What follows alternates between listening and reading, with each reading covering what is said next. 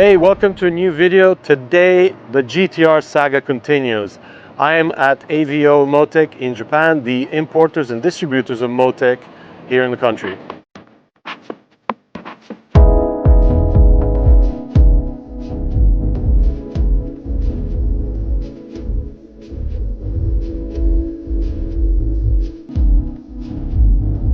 All right, so you must be wondering why I'm here. I mean, the ECU side of things of the GT-R was never an issue.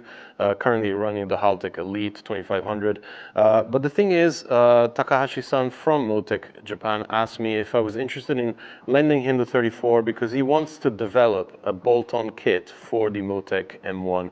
So he's going to use my car to develop all the wiring necessary to use the ECU and map it here in Japan. So this is actually going to become a bit of a process because, of course, you know, they have to start from scratch. They have to develop the wiring that connects to the stock harness. And then from there, make sure that all the sensors are taken care of. Maybe figure out what sensors to add on top of what is already there from factory. And then, of course, put the car on the dyno. They have a built-in dyno room here. As you can see, the whole building is actually padded so that they don't have any noise pollution with the neighbors.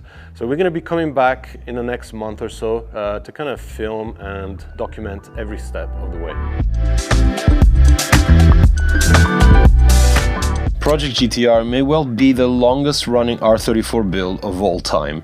To say that I've been taking my time with it would be a massive understatement, but then again, I never wanted to do things fast anyways. For me, doing small mods and then enjoying the little differences has always been the funnest part of the journey. And that's exactly what I did for the car's first 16 years or so.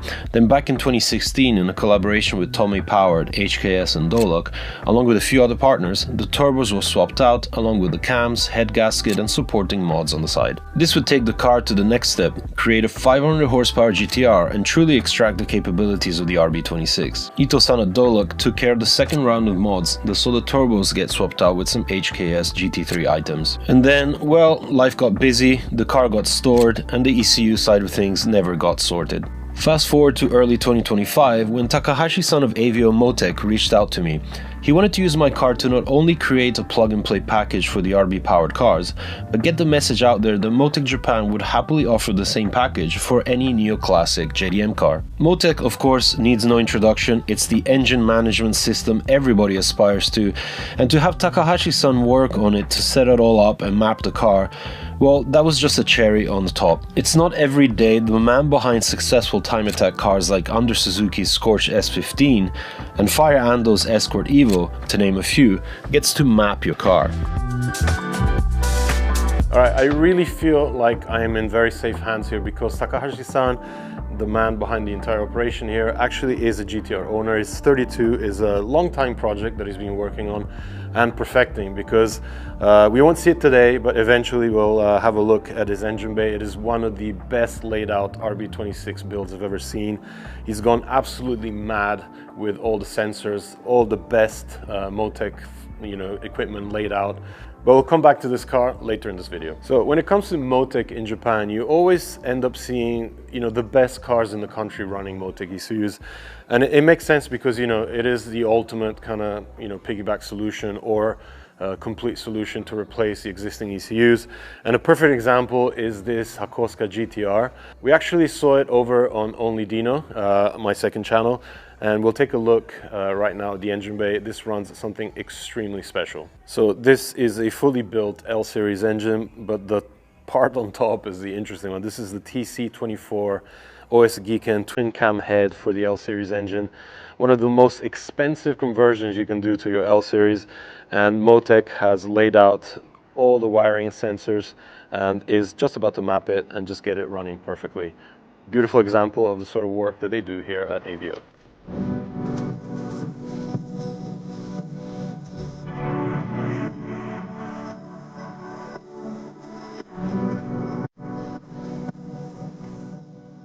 Hey, sorry for the interruption. I just wanted to remind you guys that still over 80% of people that check out Dino DC aren't subscribed yet. If you're watching us on a TV, make sure you pull out your phone and subscribe on your app. It really helps us bring you more coverage from Japan and around the world. With that said, back to the video. So again, always interesting cars to see here at AVO. There's a C36 AMG, very rare. and this beautiful S30 Fairlady Z, completely built up, sitting on Watanabe wheels. Beautiful conversion. Even has the old school S30 Fairlady Z logo on the fenders, vented.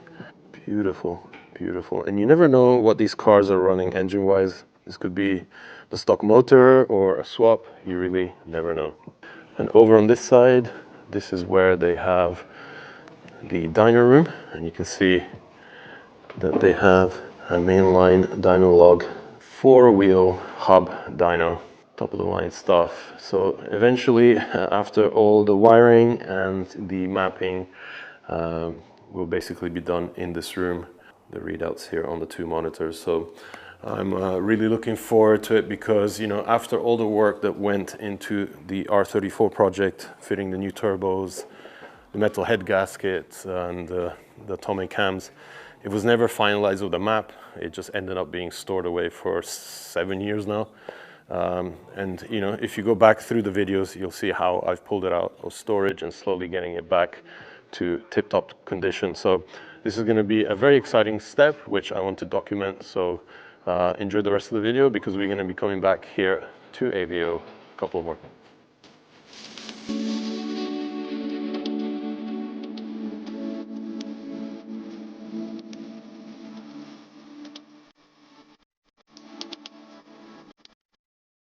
All right, so this is day 2 for the GT-R Motec side of things.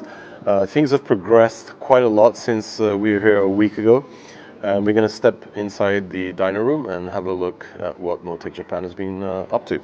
So the car is already on the hub dyno. We've put it into rear-wheel drive mode. So we pulled the fuse so it runs only the rear wheels. They've already fitted the Motec and just did a baseline check. Got it running. Pretty much set it up kind of like safe, and then from there they took it up to 0.8 boost, got about 450 horsepower at the wheels. So today is the second day of the mapping. We're gonna push it to maybe 1 bar, see what we can get. The engine is still stock, so we're not gonna be doing crazy numbers. This is not to get the car performing, you know, the most it can probably develop, but more a nice tune for the road until stuff kind of gets evolved more with the engine. So we're going to be checking out Takahashi-san doing his thing here, and in the meantime we'll have a look at what he's done with the whole install of the ECU. So as I mentioned last time, they are running a mainline dyno here, 4-wheel hub dyno. We'll probably do a final check with all 4 wheels once it's done, but we can have a look here. So this is what the I guess baseline dyno run looks like. We are at about 402 HP at the hubs, and that kind of translates to about 450 you know, at the crank. So engine power 450 is already pretty good. We'll hopefully add another 50 or so horses today once we up the boost. I think it's probably safe to go up to 1.2. The only issue I have with this car right now is that it's running ID 1050 injectors, so based on Bosch injectors, so really, you know, probably the best out there at the moment. But the pump we're using is a Tomei 265 liter an hour pump, which usually is probably mated to kind of like 650, 660 cc type injectors. So we're definitely going to hit a point where the pump can't supply enough fuel to keep the injectors, you know, pumping through all their capacity. So safety is the #1 priority. We'll see how much we can safely push the pump to, and whatever that is will give us the final number today. So we're gonna, yeah, enjoy that today.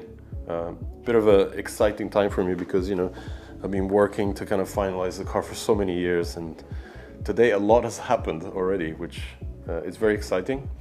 And it'll be the beginning of really refining what the 34 was always supposed to be. So call this, you know, step 1 of what eventually the car will be like. Hopefully by the end of this year, it'll be at a point which I'm going to be extremely happy with. All right, so we are on the passenger side footwell. You can see the stock ECU has been just left in its original OEM position. We've pulled the harness off, and they've actually wired in the Motec harness here.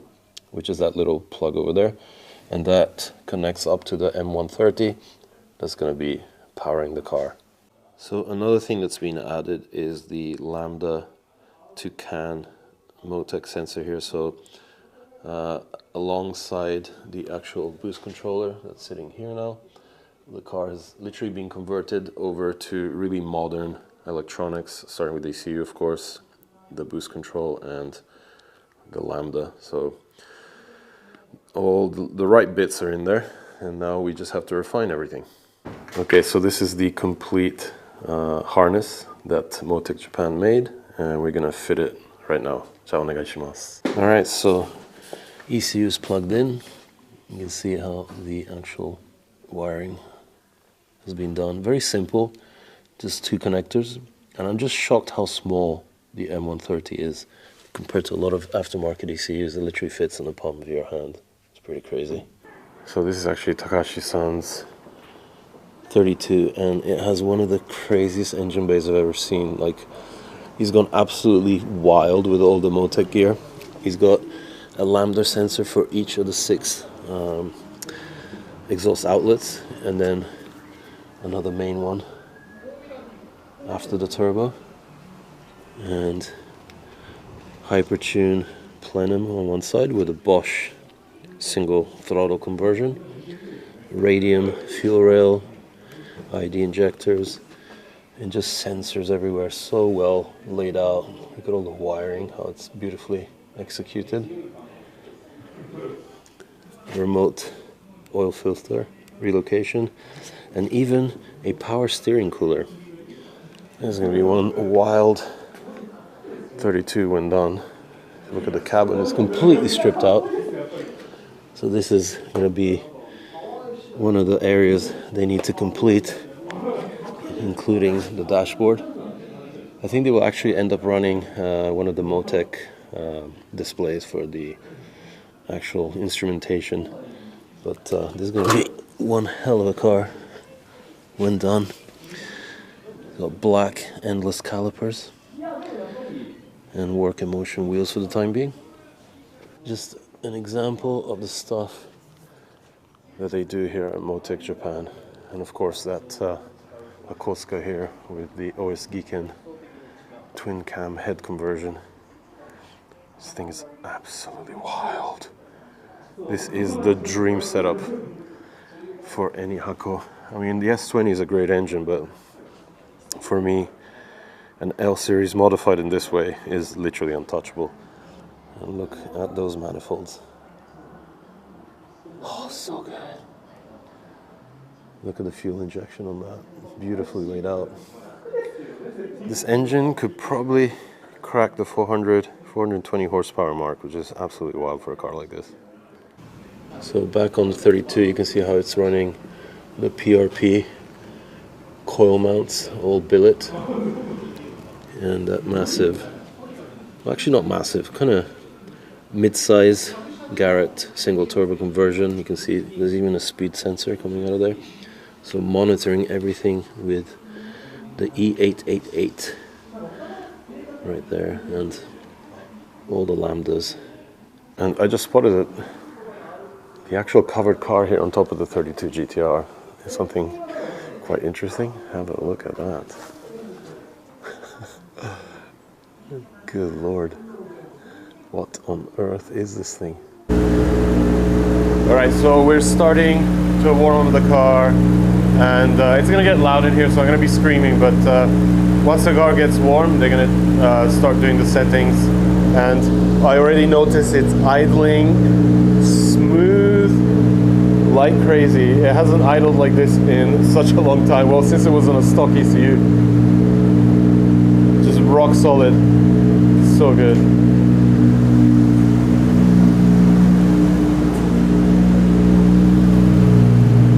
So you can see there's even temperature and humidity readings in here.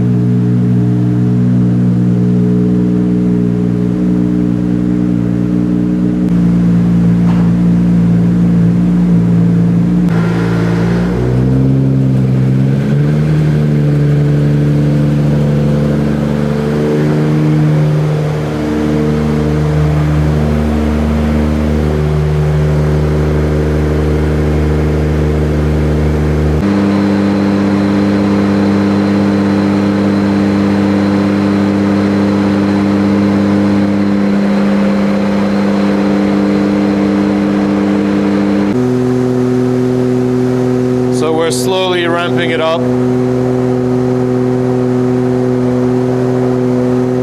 It's really, really loud in here. Oh man, the idle is just so good. I can't believe he nailed the idle so well. I've been having so many issues over the last few years with the engine just cutting out. Yeah, so there's a bit of an issue with the OS clutch.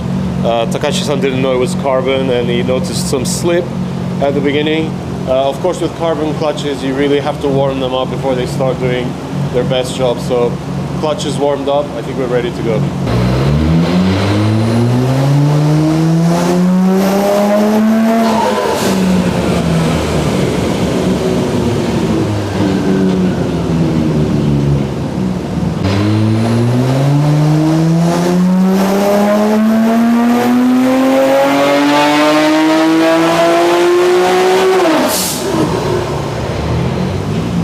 Sounds so good. So okay, we have power already going up.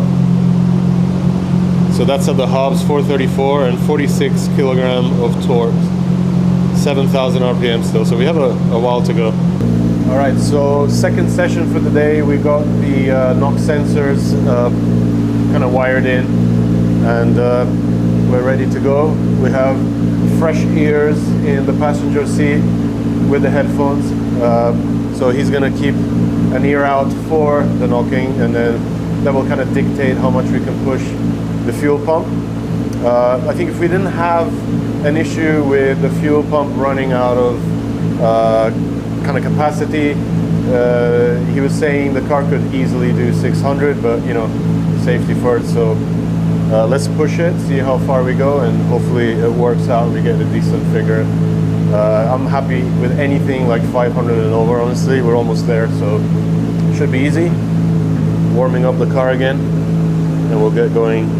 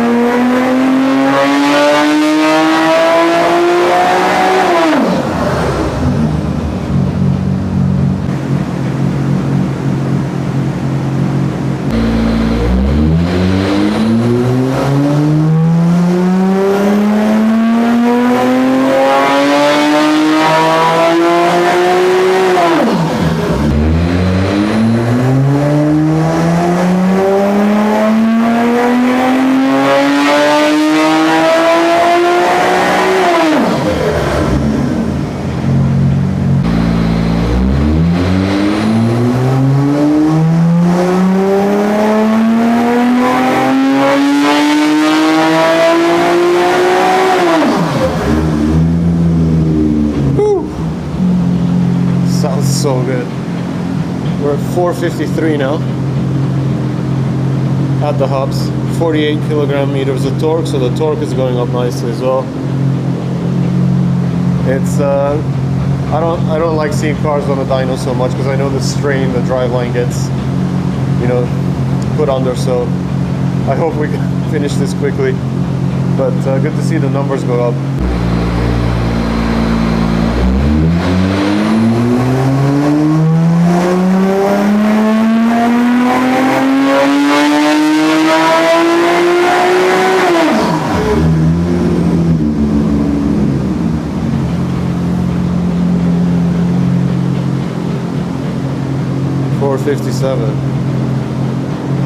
Little increments. Good to see that, you know, keeping it safe and going up a little bit at a time.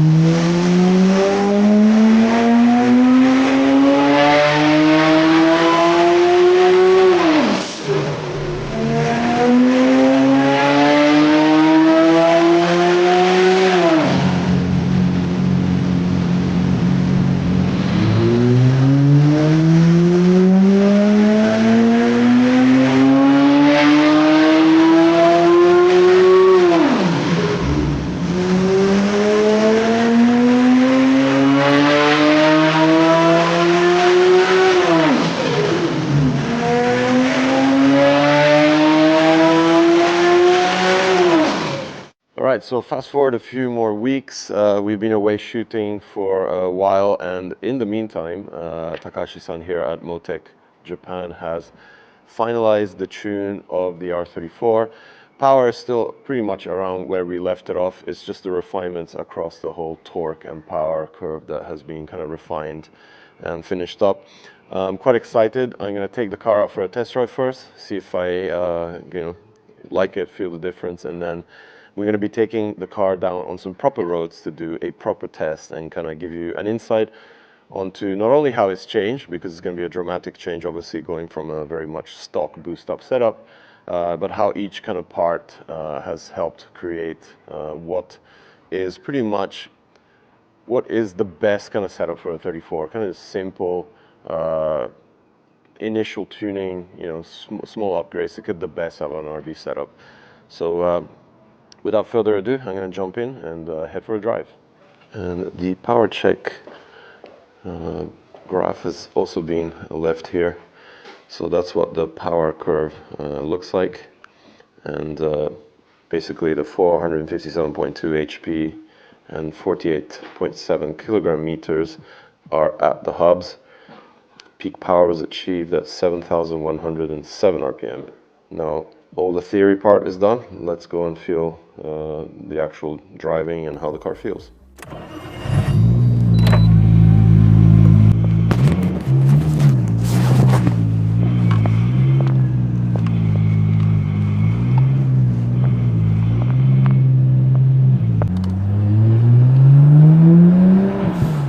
Oh my god, it's so smooth. Like instantly, rock solid idle, almost like stock. That has that kind of lumpiness about it, of course. The cams have been changed, the turbos are GT3s, and I'll run through all the specs again, just to remind people. But the most incredible thing is, this is a 7-year wait for me. I fitted the parts at Dolak with Ito-san 7 and a bit years ago, and the car was never really finished, finalized, mapped, and now it's almost a dream coming true.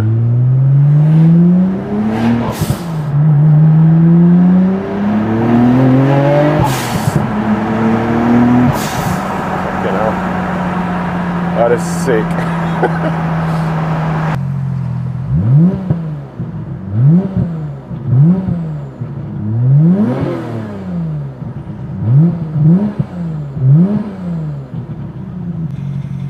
And love the lumpiness of the idle. It does it even more than before.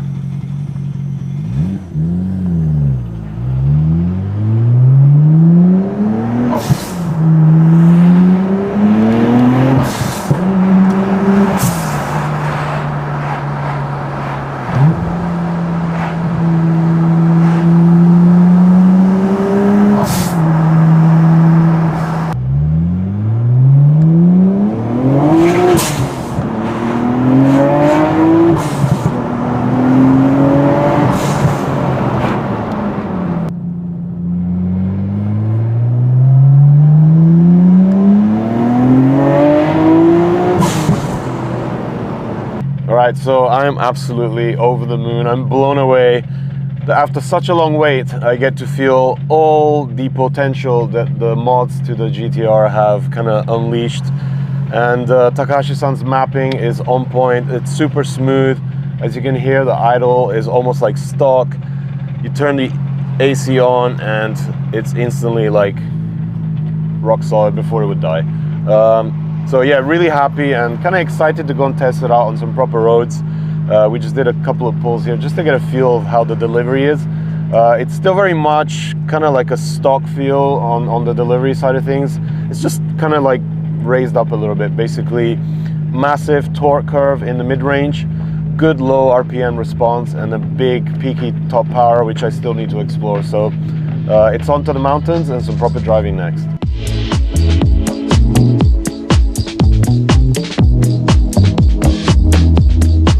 Alright, so 7 years plus in the making. Finally, the GT-R is set up. And what better way to really understand what these mods have added to the car to come here to Izu Skyline. One of the roads that I prefer the most to drive on. I know it so well. I've been driving here for so many years. And it's precisely where we also took the 964 after the RWB conversion. And today I'm just going to go through the gears, try to understand, you know, what has been unlocked with the HKS GT3 turbos and all the supporting mods that were added many years ago by Ito-san at Dolak. And this setup is all about response. You know, here in Japan we have a selection of beautiful mountain roads. It's not really all about power, it's more about the response, and that's precisely what I tried to do with this car.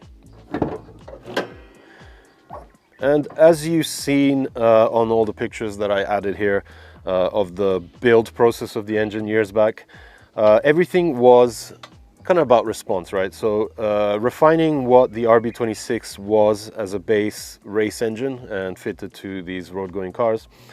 I collaborated with HKS. They gave me the new GT3 turbos to test out. I fitted them with the Tomei Extreme exhaust manifolds, which have a better flow. So again, adding response to the turbos. The outlets are also from Tomei, and it's their special cast item, which basically, again, is there to improve flow down to the mine's front pipes. I'm staying legal, so Revolve, when they did the shaken a few months back on the car, fitted Trust catalyzer, so the car is fully legal, and then that progresses onto the Tomei Extreme titanium exhaust. So all the exhaust side is there to kind of boost response. Okay, so other things that I should probably point out, I'm still running the Nismo inlet pipes. These again are there to increase flow all the way to the intercooler. This intercooler is from Trust. It's been fitted to the car for probably over 20 years now. Still happy with it. So again, getting rid of all the silicone hoses, hard piping kit from Gredi. Got rid of the airflow meters, got HKS kind of like dummy pipes there, because of course the Motec M1 takes care of all that stuff by itself. And on the fueling side of things, I'm running a Tomei fuel rail with injector dynamics 1050Xs. So these are, you know, more than capable of providing enough fuel for even future mods probably. And as we saw, it's the fuel pump in the trunk, rather inside the tank, that's the last piece that probably needs to be kind of addressed. It's running the Tomei 264 liter an hour pump. It's an in-tank pump, and we're pretty much running out of puff from that pump. So potentially this engine could actually be making more power, but we stopped at whatever the pump was able to deliver.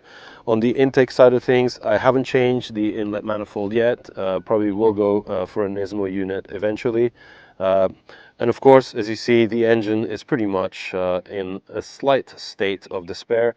I will definitely need to concentrate on making the engine bay look a little bit more presentable. I've got to repaint all the cam and cam covers, and basically just clean it up a little bit, change all the hoses that need changing and all the bits that kind of, you know, degrade over time.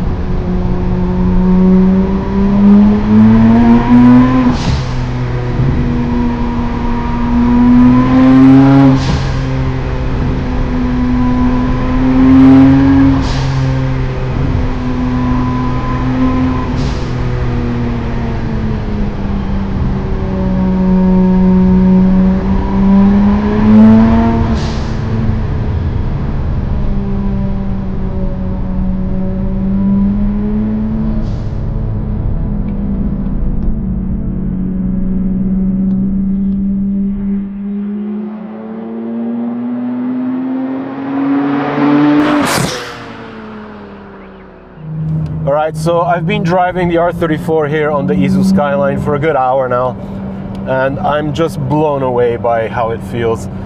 You know, it's been a long time coming. I built up the car back 7-8 years ago with Ito-san from Dolak, bringing all the parts from HKS, Tomei, and, you know, injector dynamics together to create what was, in my mind, the best setup for a 34 here in Japan. As you know, we like to drive toge roads here, mountain passes. We need explosive second and third gear pulls, and that top, you know, fourth and fifth gear on the bigger roads like the Akone Turnpike. It just had to be the right setup, and I think we really nailed it. The Motec M1 has really brought everything together. The boost, the ignition, everything is just on point. The car feels like an OEM++, and it's exactly what I've always wanted.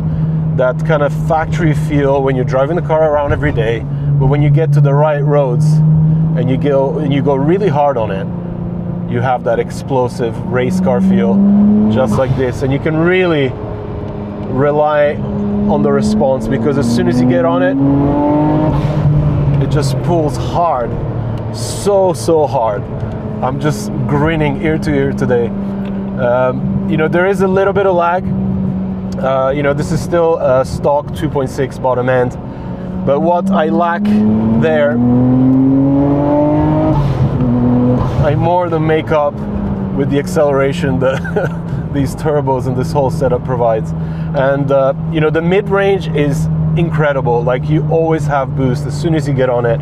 As long as you're above 3,500 RPM, you can count on a massive surge of acceleration in any gear.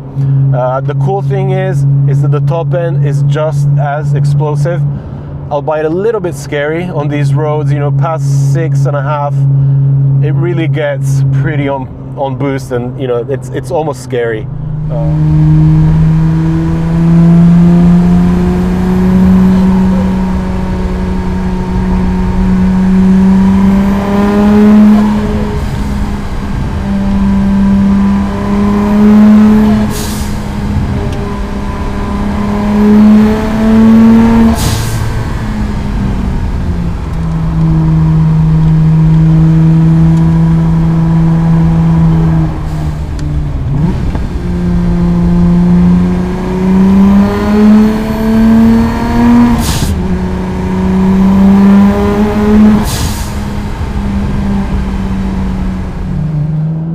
Gonna keep hitting my favorite corners here at the Izu Skyline.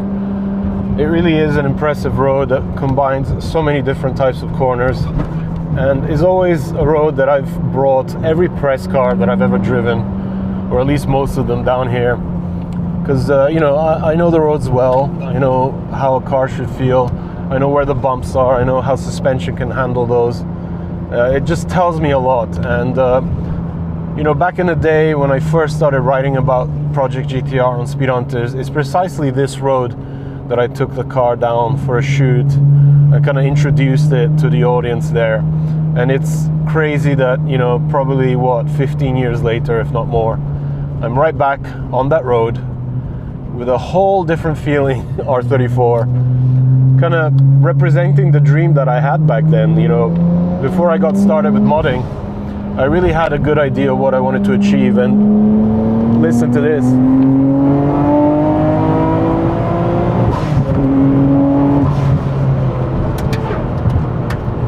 It looks like bikers are having fun too. But you really do get the most out of the RB with these kind of like initial mods that you do to the RB26. That first turbo swap, cams, an upped fueling system. The engine responds so well. It still manages to be responsive enough. And the sounds, my God.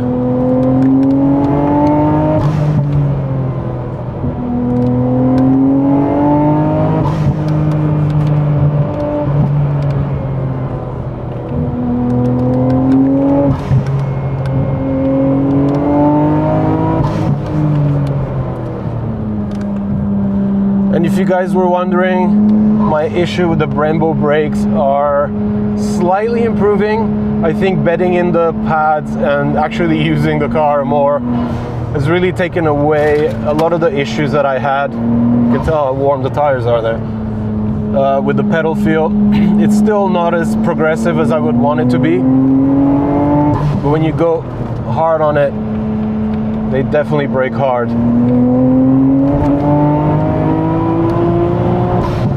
And I think it's more a pad compound issue than anything else with the whole brake setup. So happy on that side of things as well. One thing I still need to do is work on getting the KW Club Sport suspension package set up. It's still very bouncy. There's a lot of adjustments that need to be done here. Again, basically this was fitted as it came out of the box to the car, never set up properly. So there's a lot of work to kind of match it to the available grip that Neova offers. So that's another fun step that I look forward to kind of doing as I continue to enjoy the car and progress and continue building it, perfecting it, and taking care of the little problems that, you know, arise here and there when you own slightly older cars. But emphasis will be on the driving.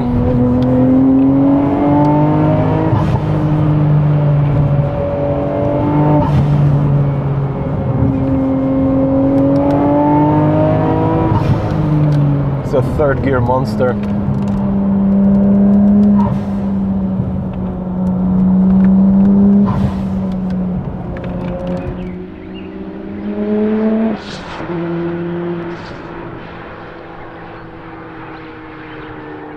And that wraps up 7 years of patience, basically. I've been waiting so long to get this car to the place it is now. It's pretty much the perfect R34 setup for me in Japan, how I envisioned it, you know, years back when we started modifying the car with Ito-san at Dolak.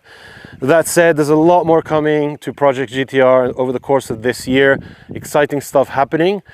And to see that, you'll have to subscribe. Make sure you catch up with what's going on with it. And I promise you it's going to be worth the wait, because it's going to be exciting. With that said, don't forget to subscribe. Still over 80% of people that check into Dino DC aren't subscribed. Please make sure you hit it. It doesn't cost you anything. It allows you to keep in touch with what we're doing here in Japan and around the world. And it helps us tremendously to keep bringing you content here from Japan. With that said, make sure you check back soon for more.